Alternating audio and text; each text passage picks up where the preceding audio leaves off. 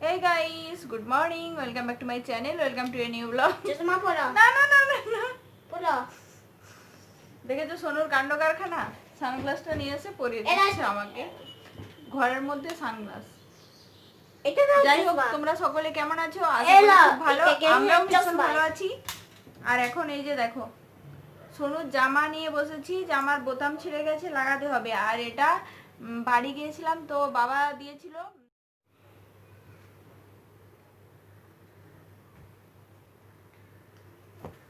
দাও আমাকে ওটা। তো তিনটে লাগানো কমপ্লিট, আর একটা লাগাতে হবে, তাহলে হয়ে গেল। ওই দেখো, এটা ছাড়া পরবে না। দাদু ভাই দিয়েছে নিউ ড্রেস চাই ওকে। খুলবে না ওটা।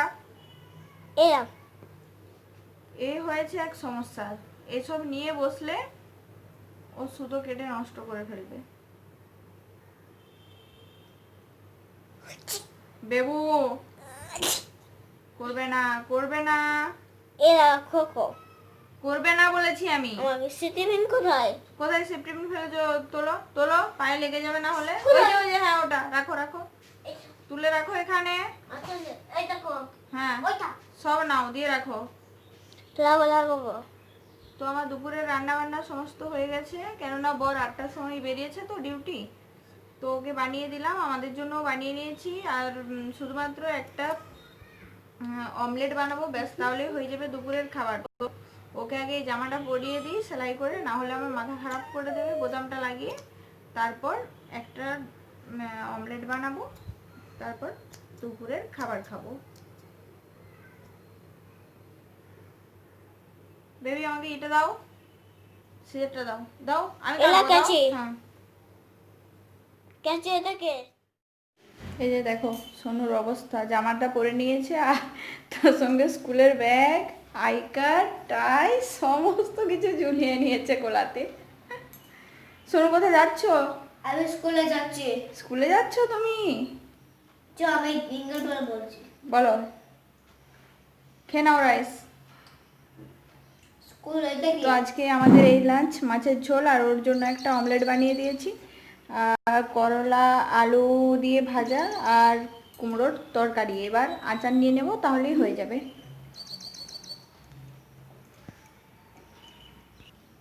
ওগুলো নামিয়ে রেখে খাও। অন্য ফেলে দাও। তুমি আচার নেবে? ওই যে খেয়ে নাও খেয়ে নাও খেয়ে নাও। অমলেট এক খেয়ে না, ঝোল নাও। এটা কে? হ্যাঁ এক ভাজা দিয়ে খেয়ে নাও।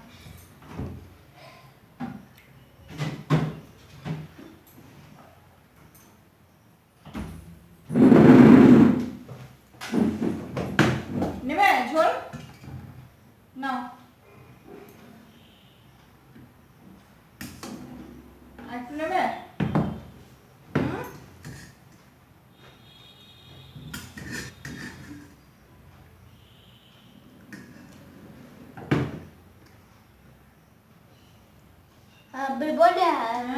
বলো আমি খাবার খাচ্ছি। আমাদের খাওয়া দাওয়া হয়ে গেছে, আর আমি এখন সোজা বেডরুমে এসেছি রেস্ট করার জন্য নয়। আমি কেননা রেস্ট আমার কোনোদিনই হয় না। খাওয়া দাওয়ার পর সোনু যেহেতু শুতে যায় না, আমিও একটুও শুতে পারি না সারাদিন। ওর দুষ্টুমি দিনভর চলতে থাকে। যাই হোক, আমার যেখানে সাজগোজের জিনিস রাখি, ভাবছি আজকে একটু সেখানে ধুলো ঝাড়বো। অনেক দিন ধরেই ভাবছিলাম, কিন্তু হয়ে উঠছে না। বাড়ি থেকে এসে কোথায় মানে বাড়ি পরিষ্কার করতে করতে কিচেন বেডশিট এইসব ছিল, সমস্ত কিছু কাছাকাছি করতেই 2-3 দিন এমনিই কেটে গেল। তো আজকে যেহেতু সকাল সকাল খাওয়া দাওয়া হয়ে গেছে, তো ভাবছি ওই জায়গাটা ক্লিন করব। আর সোনু যা অবস্থা করে রেখেছে, চলো তোমাদেরকে একবার দেখাই আমি। এই যে দেখো, এটা ড্রেসিং টেবিল, বাট এর ভেতরে আমার জিনিসপত্র থাকে না, যেহেতু সোনুর জামা কাপড় থাকে, সুতরাং আমি এখানে কিছু রাখি না। এর ভেতরে আমার সাজগোজের সমস্ত জিনিসপত্র রাখি। তো দেখো এই যে হালাত, সোনু কিরকম করে রেখেছে দেখতে পেয়েছো? তো ফার্স্ট আমি এগুলো সবকে আগে বের করব, তারপর জায়গাটা ক্লিন করব।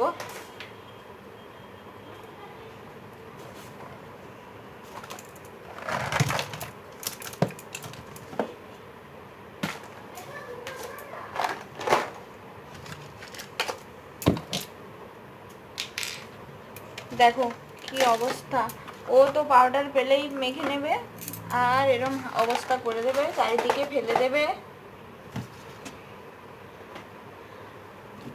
ব্যাস, বের করা কমপ্লিট। এবার জায়গাটা আমি মুছে নিই, পাউডার ফেলে একদম নোংরা করে দিয়েছে। তো দেখো আমি দোকানপাতি খুলে বসে পড়েছি আমার সাজগোজের জিনিস নিয়ে, আর একটা খালি অ্যামাজন বক্স নিয়ে এসেছি, যেগুলো আমার ডেলি ইউজে লাগে না সেগুলো আমি এটার মধ্যে রেখে দেবো। আলতা, তারপর ইয়াররিংগুলো যেগুলো ঝোলা ইয়াররিং আছে সেগুলো ব্যবহার হয় না, আর কবে হবে জানিও না। মেকআপের কোনো জিনিসই আর আদৌ ব্যবহার হবে কি, যাই হোক হলে হবে, রেখে দিচ্ছি। ডেট পেরিয়ে গেলে পর ফেলে দেবো, আর কি করার আছে এই পরিস্থিতিতে। যাই হোক এগুলো আমি অ্যামাজন বক্সটায় রেখে দিচ্ছি, একটু দূরেই রাখবো, কারণ এগুলো তো আর ডেলি ইউজ হয় না, আর কবে হবে জানি না। তো চলো ঝটপট দেখে নাও। আর ওইদিকে এই যে দেখতে পাচ্ছ একটা ব্লু কালারের বাকেট আছে, তার আরেকটা পিঙ্ক কালার দেখালাম সেটা আছে, আরেকটা যে ওই রাউন্ড মতো বাকেট আছে সেটাতে রেখেছি আমার মেকআপের সমস্ত ব্রাশ। আর এটাতে যেটা ব্লুটা দেখতে পাচ্ছ এটাতে আমি রাখবো আমার সমস্ত ক্রিমগুলো, যেগুলো মোটামুটি আমার ইউজে লাগে রেগুলার, সানস্ক্রিম, তারপর এমনি নাইট ক্রিম, সিরাম, এই সমস্তগুলো, সোনু জনসন বেবি। আর এই যে দেখো কম্প্যাক্ট পাউডার, তারপর ইয়াররিং, তারপর ক্লিপস, সেফটি পিন, এগুলো যেগুলো আমার লাগবে না আমি সব এখানে রেখে দিচ্ছি।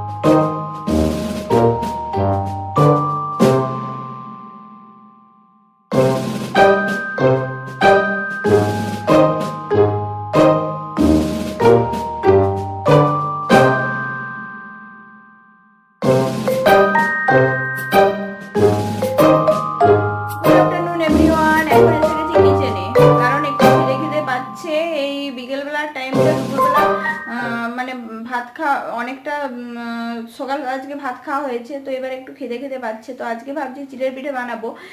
ওই সমস্ত জিনিসপত্র গোছানোর পর যে সাজগোজে, তারপর আবার সোনুকে নিয়ে আমি একবার লিখাতে বসিয়েছিলাম। ক্লাস ওয়ার্কগুলো অনেক বাকি রয়ে গেছিলো, আমরা যেহেতু বাড়ি গিয়েছিলাম, আর কালকে খাতাগুলো স্কুলে গিয়ে জমা করতে হবে, তো যতটা পারলাম করালাম। আবার সন্ধেবেলা বসাতে হবে নিয়ে, ইংলিশটা হয়েছে, ম্যাথটা এখনও বাকি আছে। তো এখন বড় এবার চলে আসবে আর কি 1 ঘন্টার মধ্যে, 4:30টার মতো বাজছে। তো ভাবলাম কি যে চিড়ের পিঠে বানাই আজকে, আর সেটা তোমাদের সাথে শেয়ার করি, কারণ তোমরা কে হয়তো অনেকে জানো বা অনেকে জানোও না, কে কে জানো কিন্তু আমাকে অবশ্যই কমেন্ট করে জানিও। আর এটা হচ্ছে আমি আমার মায়ের কাছ থেকে শিখেছি। তো চলো, এটা এর আগে আমি বানিয়ে খেয়েছি, খুবই খেতে ভালো হয়, টেস্টি হয়। তো আজকে ভাবলাম কি তোমাদের সাথেও আমি রেসিপিটা শেয়ার করি, তোমাদেরও আই থিঙ্ক ভালো লাগবে। তো চলো স্টার্ট করে দিই। চিড়ের পিঠে বা পোহা পিঠে যাই বলো না কেন, তো এটা বানানোর জন্য আমি নিয়ে নিয়েছি এখানে 150 গ্রামের মতো চিড়ে। আর এটাকে ভালোভাবে 2-3 বার আমি ওয়াশ করে জলটা ফেলে দিয়ে পর জলটা একদম নিগড়ে নিয়ে অন্য একটা পাত্রে নিয়ে নেব। আর একটুও যাতে না জল থাকে দেখতে হবে, কারণ জল বেশি থাকলে পর একটু জল জল হয়ে গেলে ভালোভাবে আর পিঠেগুলো পাকানো যাবে না। তো চিড়েটা নিগড়ে নেওয়ার পর আমি দেখো এখানে কি কি লাগবে নিয়ে নিয়েছি। চিনি নিয়ে নিয়েছি ছোটো 1 বোলের মতো, আর কাজু কিশমিশ, নারকেল থাকলে তোমরা দেবে, আমার কাছে ছিল না বলে দিইনি। নারকেল দিলে খেতে ভালো লাগে। আর দিয়ে দিলাম সামান্য পরিমাণ সল্ট, এতে টেস্ট আরও বাড়বে। আর তো 1 বোল চিনি নিয়েছি, বাট পুরোটাই আমি দিলাম না, 2 টিস্পুনের মতো রেখে দিলাম। আমার মনে হচ্ছিলো কি বেশি মিষ্টি হয়ে যাবে, সেই জন্য চিনিটা যেহেতু একটু কম আছে, তো তোমরা তোমাদের পরিমাণ মতো বুঝে দেবে। আর এই দেখো এগুলো ভালোভাবে একত্রে আমি মিশিয়ে ভালো করে মেখে নেব। আর ভালোভাবে মেখে নেওয়ার পর 10 থেকে 15 মিনিটের জন্য আমি ঢেকে রেখে দেব, কারণ চিনিটা একটু গলতে সময় লাগবে, সেই জন্য।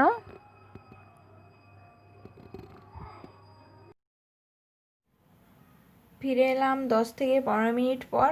আর এই দেখো চিড়ের সাথে চিনিটা মিশে গেছে। আর এখন আমি ভালোভাবে চিড়েটাকে ঠেসে নেব 10 থেকে 15 মিনিটের মতো। যত ভালোভাবে চিড়েটা ঠাসা হবে পিঠেটা তত সুন্দর হবে খেতে। আর না হলে কি হবে, পিঠের গায়ে একটা ফাটা ফাটা দাগ থাকবে, ভালোভাবে পাকানো যাবে না। তো ভালোভাবে ঠেসে নিয়ে পর এই দেখো ওইদিকে আমি একটা ফ্রাইং প্যান বসিয়ে নিয়েছি আর ঘি নিয়েছি। আমি এটা ঘি দিয়ে বানাবো, তোমরা চাইলে সাদা তেলও ইউজ করতে পারো, কিন্তু ঘিটা দিলে সেন্ট ভালো হয়, সুতরাং আমি ঘিটা দিচ্ছি। তোমরা চাইলে স্কিপও করতে পারো। তো এই যে দেখো আমি রাউন্ড শেপ দিয়ে দিচ্ছি, তোমরা চাইলে যে কোনো শেপে করতে পারো, যেমনই বানানো হোক। এরা কিন্তু খেতে ভীষণই টেস্টি অ্যান্ড ইয়াম্মি হয়। আমরা আগেও খেয়েছি, তোমরাও অবশ্যই বাড়িতে বানিয়ে দেখতে পারো, বিকেলের জলখাবারে একদম জমে যাবে।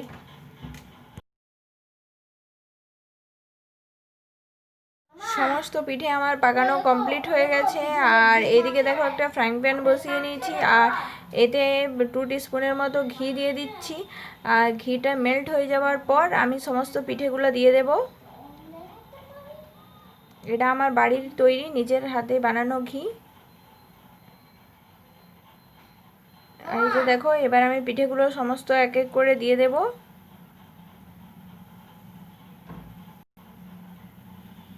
সমস্ত পিঠে আমার দেওয়া কমপ্লিট হয়ে গেছে। আর একটা সাইড ব্রাউন কালার হয়ে আসলে পর আমি অপর সাইডটা উল্টে নেব। 2 সাইডটাই ব্রাউন কালার করে ভাজতে হবে। এই দেখো কালারটা কত সুন্দর এসেছে না দেখতে। তো এই যে 2 সাইডটা ভেজে নেওয়ার পর আমি এটা তুলে নিচ্ছি পিঠেটা।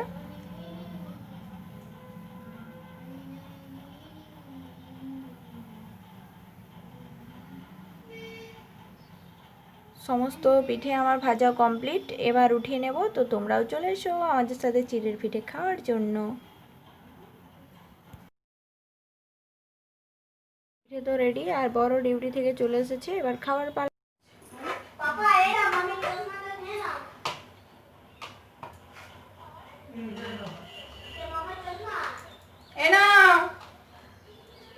মার খাবি তুই এবার। বাবাকে দিয়ে এসো, যাও। ধরো, খেতে কিন্তু দারুণ। কেমন পড়াচ্ছিস? বলো বলো কিরকম হয়েছে। ভালো। ও ভালো লেগেছে। চশমা মামি চশমা পরবে? তো এই পিঠেটা কিন্তু খেতে জাস্ট বাও দারুণ হয়েছে। তোমরা অবশ্যই বাড়িতে কিন্তু ট্রাই করতে পারো, বিকেলের টিফিনে ভালো লাগবে খেতে। তো চলো আজকে আর ভিডিও বেশি বাড়াবো না, আজকের ভিডিও এই অবধি। আমার রেসিপি কীরকম লেগেছে তোমরা কিন্তু অবশ্যই কমেন্ট করে জানিও। আর যদি ভালো লেগে থাকে তাহলে কিন্তু আমার চ্যানেলটি সাবস্ক্রাইব করতে মোটেই ভুলবে না। তো আজকের মতো টাটা, বাই বাই, দেখা হবে নেক্সট ভিডিওয়।